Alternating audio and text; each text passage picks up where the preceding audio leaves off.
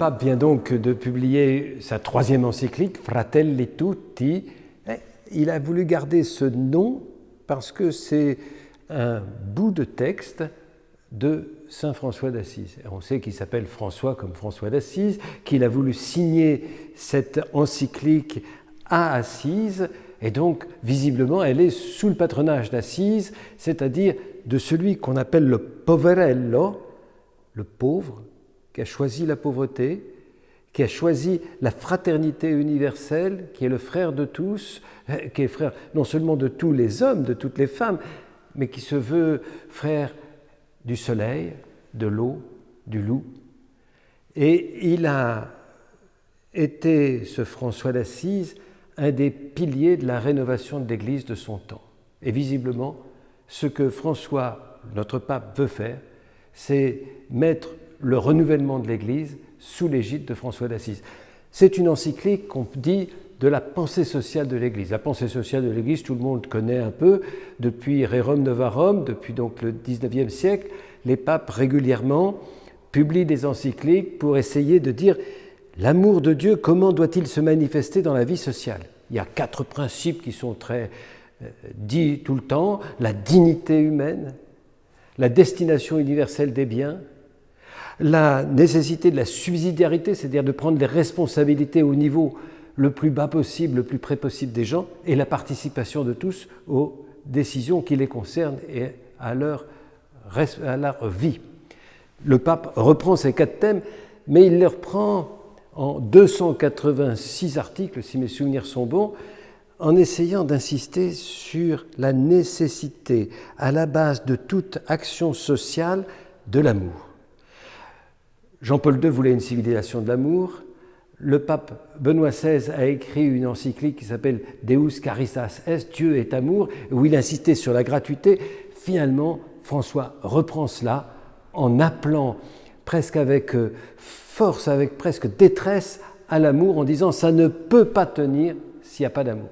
Le cœur de son encyclique, c'est le chapitre 2 sur le Samaritain.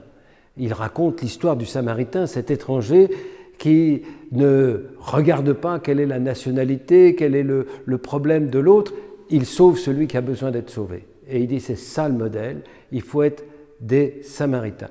Et pour ça, il dit, nous ne le sommes pas, et c'est son premier chapitre, c'est dire, le monde aujourd'hui souffre de 3 mots, l'individualisme, le libéralisme sans limite et le populisme. Je n'insiste pas là-dessus, tout le monde sait un peu ce qu'il y a derrière, mais le pape le détaille et c'est vraiment intéressant à lire. Et puis après, il dit, il faut vraiment prendre conscience que les biens du monde sont à la disposition de tous. Et il insiste beaucoup sur cette destination universelle des biens.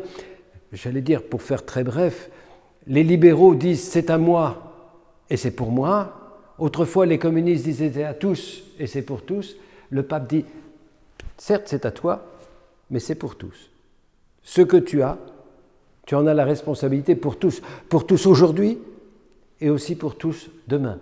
Tu dois veiller à l'héritage de tes enfants. » Et puis, après, le pape fait tout un chapitre sur l'articulation nécessaire entre le local et le global.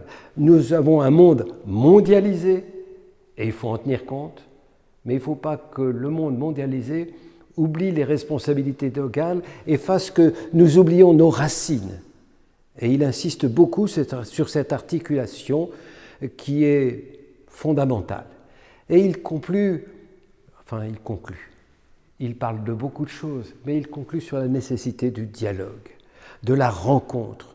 Il a vraiment beaucoup d'insistance en disant « ne restez pas entre vous, ouvrez-vous, vous ne pouvez être vous-même qu'ouvert, dans un monde ouvert ».